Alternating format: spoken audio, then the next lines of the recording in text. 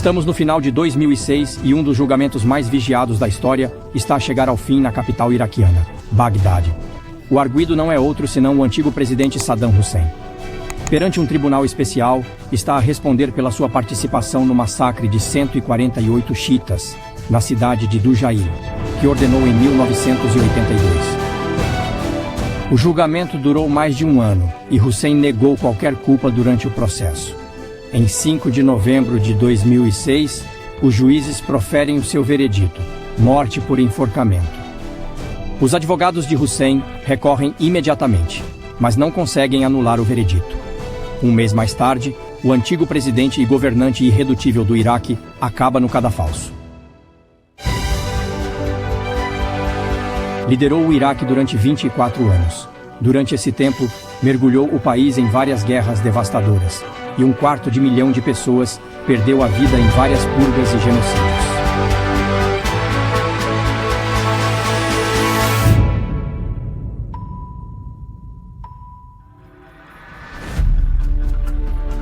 Saddam Hussein nasceu em 28 de abril de 1937 na aldeia de Auja, perto da cidade de Tikrit, a norte de Bagdade. A sua infância não foi fácil. O seu pai morreu pouco depois de ele ter nascido e nunca encontrou o caminho para a sua mãe. O seu segundo marido batia e humilhava o pequeno Saddam, e em vez de o educar, obrigou-o a dedicar-se à forma tradicional de ganhar a vida, pequenos furtos. O próprio Saddam disse mais tarde que a criatura mais próxima dele nessa altura era o seu cavalo. A libertação só chegou aos 10 anos, quando o seu tio, Khairullah Talfa, o acolheu. A seu pedido, Saddam completou a escola primária e depois a secundária em Bagdade, onde passaram a viver juntos. Foi também Talfa, um nacionalista árabe que acabou por ser preso durante 5 anos, após uma revolta falhada contra o domínio britânico no início da década de 1940, que levou Saddam para a política. O jovem tinha gravitado em torno dos socialistas radicais quando ainda era estudante, e quando tinha 20 e poucos anos, aderiu ao então proibido Partido Socialista da Renovação Árabe, conhecido pelo acrônimo Baas. No entanto, no início, parecia mais um grande fiasco do que uma carreira vertiginosa. Em 1959, com 22 anos, Saddam participou no assassinato do então primeiro-ministro Abd al-Karim Qassim. A tentativa falhou e Saddam teve de fugir para a Síria e, mais tarde, para o Egito. Teve de passar os 9 anos seguintes em grande parte no exílio. No entanto, conseguiu casar-se com a sua prima Sajida Tauf. Um ano mais tarde, nasceu o seu primeiro filho, Uday.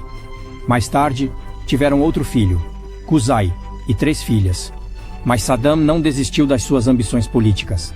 Estabeleceu contactos amigáveis com os líderes do movimento Baathist e esperou pela sua oportunidade. Esta surgiu em meados de 1968. Depois de mais um dos muitos golpes de Estado no Iraque, o parente distante de Saddam, Ahmad Hassan al-Bakr, ganhou o poder no país. Nomeou Hussein, agora membro da direção máxima do partido, como vice-presidente do recém-formado Conselho Revolucionário e chefe dos serviços de informação. Saddam tem 32 anos e a sua vertiginosa carreira está apenas a começar. Como número 2 do regime no poder, Hussein preocupa-se sobretudo em melhorar a vida do cidadão comum iraquiano. Em 1972, nacionaliza todas as empresas petrolíferas do país e investe o dinheiro em infraestruturas, hospitais e habitação. Introduz também a educação e os cuidados de saúde gratuitos e atribui enormes subsídios aos agricultores iraquianos. Os resultados não tardam a aparecer. O país está a prosperar economicamente e a sua popularidade e poder estão a aumentar. Além disso, está a consolidar a sua posição de forma muito determinada. Como chefe dos serviços secretos, manda eliminar os rivais do seu partido e envia-os para prisões especiais chamadas Palácios da Perdição. Nestas prisões, as torturas estão na ordem do dia e, por vezes, ele próprio participa nelas. No final da década de 1970, Saddam Hussein é, assim, a figura mais importante do Iraque. Só tem um passo a dar para conquistar o poder absoluto: destituir o presidente al-Bakr. O que, afinal, não era muito difícil. Bakr, gravemente doente, assinou a sua demissão após um curto período de pressoé. No dia seguinte, Saddam Hussein declarou-se o novo presidente do Iraque. Tem 42 anos e a forma como pretende conduzir o país tornar-se clara muito em breve. 6 dias após a sua eleição, Saddam Hussein convoca uma reunião extraordinária do partido Baas. Excepcionalmente, Saddam Hussein manda filmá-la na íntegra, o que significa que estamos...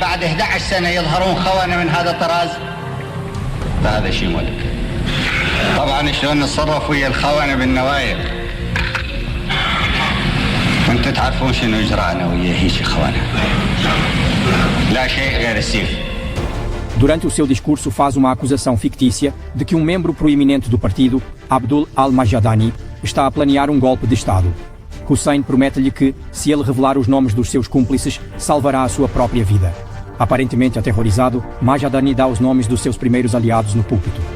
Estes são então escoltados para fora da sala por membros da polícia secreta. O pânico instala-se. Ninguém sabe quem será o próximo.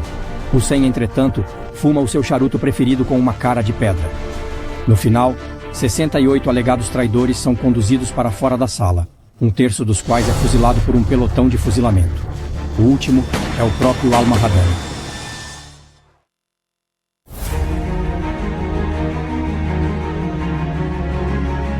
Saddam Hussein há muito que se apresenta como o herói que levará os iraquianos, e com eles todos os árabes, ao poder e à glória. Seguiu o lema: não confies em ninguém, ataca antes que te ataquem, mata para sobreviver.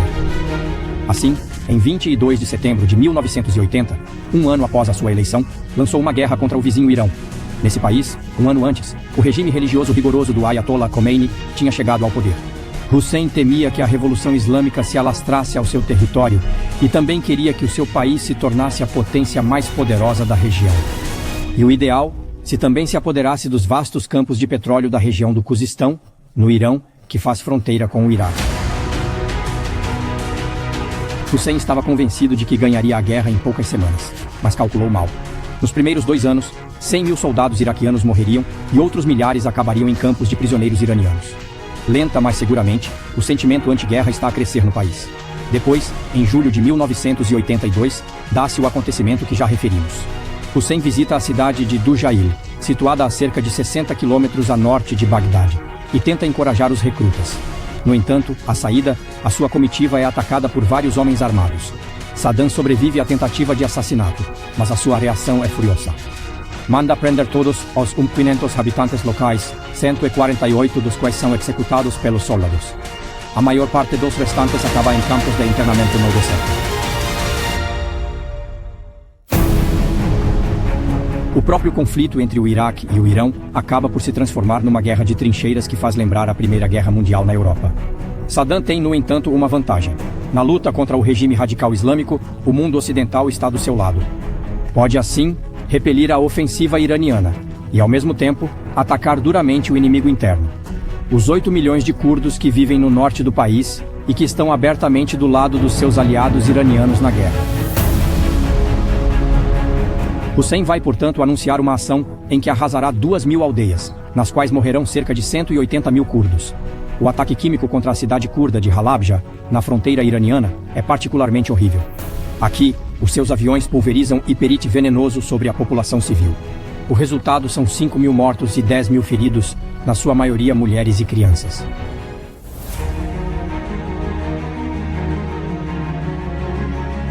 A guerra acabaria por durar 8 anos. Terminando apenas em agosto de 1988, tornando-se a mais longa guerra convencional do século XX e levando ambos os países quase à falência. Mas Saddam Hussein não está disposto a desistir do seu sonho de se tornar o homem mais poderoso da região. Apenas 2 anos mais tarde, embarcará noutra aventura bélica. Arruinado financeiramente, o Iraque decide enfrentar o vizinho Kuwait, que ocupa militarmente em agosto de 1990. Começa assim uma guerra do Golfo que não tem qualquer hipótese de vencer. Os Estados Unidos e 28 outros aliados lançam a Operação Tempestade no deserto em 17 de janeiro de 1991 e libertam o Kuwait ao fim de 43 dias. No final da guerra, há 140 mortos.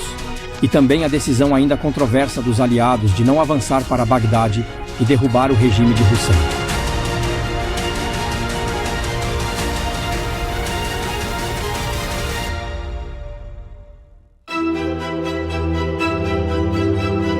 No início do novo milênio, o mundo inteiro vai recordá-lo. A 30 de janeiro de 2002, o presidente dos Estados Unidos, George Bush, fará um discurso no Congresso em que se referirá ao Iraque, juntamente com a Coreia do Norte e o Irão, como o chamado Eixo do Mal. Um ano depois, terá início uma operação militar em que a coligação liderada pelos Estados Unidos pretende acabar definitivamente com Hussein.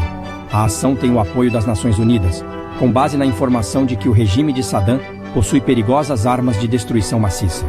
O secretário de Estado norte-americano Colin Powell apresentará ao Conselho de Segurança as provas recolhidas pelos serviços secretos dos EUA. Dry anthrax, a little bit about this amount. This is just about the amount of a teaspoon. Mas não encontrarão quaisquer armas de destruição maciça. É um dos maiores fiascos da política externa americana até a data.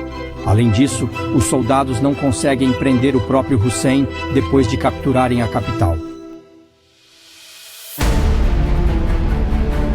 Por isso, os Estados Unidos oferecem uma recompensa de 25 milhões de dólares por informações que levem à sua captura.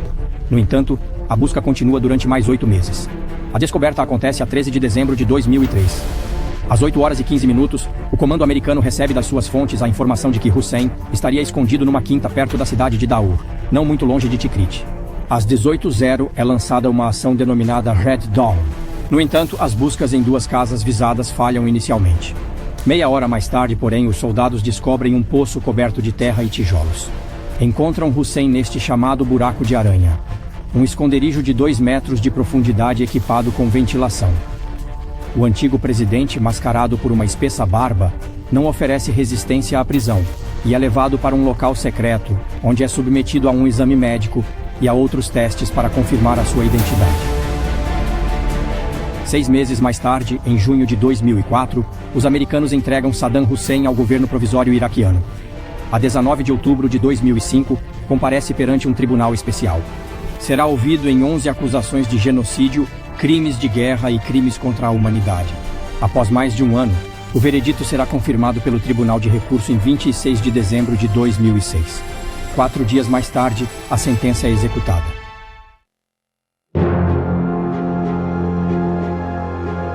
De acordo com as imagens de vídeo divulgadas, a execução foi acompanhada de palavrões e insultos, seguidos de alegria e dança. Homens mascarados conduziram Hussein ao local ao nascer do sol e colocaram-lhe uma corda à volta do pescoço. Saddam não teve tempo de dizer a sua última oração. O carrasco abriu o alçapão a meio da frase.